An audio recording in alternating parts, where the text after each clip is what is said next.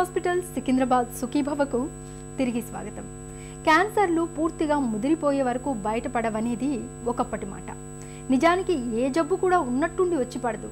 శరీరంలో చాలా కాలంగా తిష్ట వేసుకుని ఆపై నెమ్మదిగా బయటపడుతుంది. క్యాన్సర్లు కూడా అలాంటివే. అయితే క్యాన్సర్ల లక్షణాలను పసిగట్టలేకపోవడం వల్ల చాలా మందిలో క్యాన్సర్లు ప్రాణాంతకంగా పరిణమిస్తున్నాయి. క్యాన్సర్లను ముందుగానే ఎలా పసిగట్టవచ్చో, వాటి అనుమానిత లక్షణాలు ఎలా ఉంటాయో ఇప్పుడు తెలుసుకుందాం. మెజారిటీ ఆఫ్ ద క్యాన్సర్స్ మనం తొలిదశలో గుర్తించుకోవచ్చండి. చిన్నపాటి జాగ్రత్తలు మనం తీసుకుంటే, రొటీన్ ఎగ్జామినేషన్ కానీ మనంతకు మనం జాగ్రత్త తీసుకొని ఒక స్టేజ్కి ఒక ఏజ్కి ఇలా కొన్ని పరీక్షలు చేసుకుంటే ఇటీవల మనం చాలా క్యాన్సర్స్ తొలిదశలో మనం తెలుసుకోగలుగుతున్నామండి. దీన్ని మనం స్క్రీనింగ్ అంటాం. అంటే పేషెంట్కి బాధ, నొప్పి, సిమ్టమ్స్ లేనప్పుడు రొటీన్ ఎగ్జామినేషన్తో డిటెక్ట్ చేసేదాన్ని మనం క్యాన్సర్ స్క్రీనింగ్ ప్రోగ్రాంలో డిటెక్ట్ చేసిన cancers majority of them are early స్టేజ్లో ఉంటాయండి. అప్పుడు మనం 90 to 95% మనం క్యూర్ చేయగలుగుతాం. చిన్న ప్రాబ్లమ్స్ అయినా కూడా రొటీన్ సింపుల్ ఎగ్జామినేషన్ అంటే చెస్ట్ ఎక్స్రే, దగ్గు వచ్చినప్పుడు చెస్ట్ ఎక్స్రే చేసుకుంటే మీకు 100 రూపాయల్లో అయిపోతుందండి. ఆ ఎక్స్రే తీసుకొని అక్కడ ఏమైనా కంతి ఉందా లేదా తెలుసుకోవడం, ఈ చిన్నపాటి పరీక్షలు మనం చేసుకుంటే తప్పకుండా మనం క్యాన్సర్ తొలి దశలో గుర్తించడం ఈజీగా అవుతుందండి. పెళ్ళై ఏళ్లు గడుస్తున్న పిల్లలు పుట్టని దంపతులకు డాక్టర్లు కృత్రిమ సంతాన సాఫల్య పద్ధతులకు వెళ్లాల్సిందిగా సిఫార్సు చేస్తూ ఉంటారు. నిజానికి సంతాన రాహిత్యంతో బాధపడే దంపతులకు IUI, IVF, ICSI వంటి కృత్రిమ పద్ధతుల్ని నిజంగానే ఒక వరంగా చెప్పుకోవాలి. ఇక్కడ ఇంకో అనుకోని వరం ఏమిటంటే, కృత్రిమ సంతాన పద్ధతుల్లో కవలలు లేదా అంతకంటే ఎక్కువ మంది పిల్లలు పుట్టే అవకాశాలు కూడా ఎక్కువగానే ఉంటాయి. ఇందుకు కొన్ని ప్రత్యేకమైన కారణాలు కూడా ఉన్నాయి.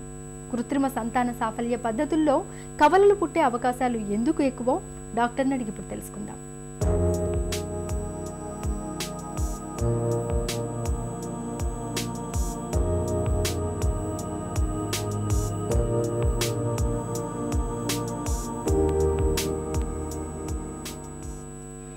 కృత్రిమ గర్భధారణ పద్ధతులతో కవలలు పుట్టే అవకాశాలు ఎందుకు ఎక్కువ? ఇప్పుడు ఈ అసిస్టెడ్ రీప్రొడక్టివ్ టెక్నిక్స్ అంటే mostly we're looking at IUI అంటే ఇంట్రాయూట్రైన్ ఇన్సెమినేషన్ అండ్ IVF అంటే ఇన్ విట్రో ఫర్టిలైజేషన్. సాధారణంగా టెస్ట్ ట్యూబ్ బేబీ ట్రీట్మెంట్ అంటారు. ఇప్పుడు ఈ ART టెక్నిక్స్లో ఈ ట్విన్స్ అనేది జరగటం సహజం. ఎందుకు అంటే ఇప్పుడు ఈ IUI ట్రీట్మెంట్కి వచ్చేటప్పుడు సాధారణంగా ఒక మెన్స్ట్రల్ సైకిల్లో ఒక అండం అంటే ఒక ఎగ్గే తయారవుతుంది. కానీ మనం IUI ట్రీట్మెంట్కి వచ్చేటప్పుడు వి aim at getting 2 or 3 eggs అనమాట, అంటే టు ఇంక్రీజ్ ద ఛాన్సెస్. అట్లాంటప్పుడు వి ఆల్సో సీ అంటే ఈ ట్విన్స్ ఛాన్సెస్ అనేది ఇట్ ఇంక్రీజెస్. ఈ IVF ట్రీట్మెంట్లో ఈ కవల పిల్లలు కలగటం సాధారణం. అది ఎందుకు అంటే IVF ట్రీట్మెంట్లో ఎగ్స్ బయట సేకరిస్తాము, ల్యాబ్లో కణాలతో కలిపి పిండం తయారయ్యాక ఈ పిండంని మళ్ళీ వాపస్ గర్భసంచి లోపల పెడతాము. ఆ టైంలో ఒక పిండం కాదు మనం మామూలుగా పెట్టేది, 2-3 పిండాలు పెడతాము. అట్లా 2 or 3 ఎంబ్రియోస్ రీప్లేస్ చేసేటప్పుడు ది ఛాన్సెస్ ఆఫ్ ట్విన్స్ అనేది 25 to 40% ఉంటుందన్నమాట. ఎలాంటి కృత్రిమ గర్భధారణ పద్ధతుల్లో కవలలు పుట్టే అవకాశాలు ఎక్కువగా ఉంటాయి? ఇప్పుడు IVFకి ICSIకి మధ్యలో వేరే డిఫరెన్సెస్ లేదు కవల పిల్లలకి రావడానికి. ఎందుకంటే బోత్ ఫార్మ్స్ ఈ ఎంబ్రియో అనేది తయారవుతుంది. ఎంబ్రియో తయారయ్యాక the number of embryos we are replacing అంటే గర్భసంచి లోపల మళ్ళీ వాపస్ ఈ ఎంబ్రియోస్ మనం పెట్టేటప్పుడు 2 or 3 is the usual we keep Day 2, Day 3 స్టేజ్లో. Day 5 అంటే బ్లాస్టోసిస్ ట్రాన్స్ఫర్ అంటాము. ఆ స్టేజ్లో 1-2 పెట్టగలుగుతాము. ఈ IVF ట్రీట్మెంట్లో మనం ఈ ఎంబ్రియోస్ అంటే ఈ పిండ రీప్లేస్ చేసేటప్పుడు టు ఇంప్రూవ్ ద ఛాన్సెస్ మనం more than 1 embryo usually replace చేస్తామన్నమాట. అప్పుడు ఈ ఛాన్సెస్ ఆఫ్ ట్విన్ ప్రెగ్నెన్సీ అనేది ఇంక్రీసెస్. కృత్రిమ గర్భధారణ పద్ధతుల్లో కవలలు పుట్టే అవకాశాన్ని వరంగా భావించవచ్చా? Twin pregnancies do have their own problems అంటే దానికని స్పెసిఫిక్గా ప్రాబ్లమ్స్ అనేది ఉన్నది. ఇప్పుడు దానికి స్పెసిఫిక్ ప్రాబ్లమ్స్ అంటే ఇప్పుడు ట్విన్ ప్రెగ్నెన్సీస్ ఉండేవారు స్త్రీలకి ఇప్పుడు మిస్క్యారేజ్ అంటారు. అంటే ఒక బేబీకి హార్ట్ బీట్ పోవటం కానీ, లేకపోతే ఈ 14-15 వీక్స్ అయ్యాక అబార్షన్ అంటే 2 బేబీస్ పోవటం కానీ జరిగే ఛాన్స్, ఈ మిస్క్యారేజ్ అనే chance is higher compare to singleton అంటే ఒక బేబీ కంపేర్ చేసేటప్పుడు.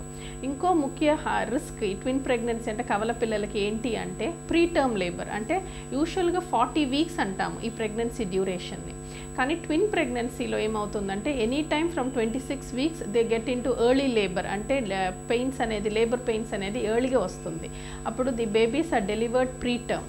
ఇప్పుడు 28 వీక్స్లో ఈ ప్రీటర్మ్ డెలివరీ అనేది జరిగితే given the best neonatal care, అంటే ఇప్పుడు స్త్రీలు డెలివరీ అయ్యేది అనేది హై రిస్క్ ప్రెగ్నెన్సీ యూనిట్ అని ఉంటుంది విత్ గుడ్ నియోనేటల్ బ్యాకప్, అక్కడ డెలివరీ అయితే ఈ ట్విన్స్కి ఛాన్సెస్ అనేది 75% అన్నమాట.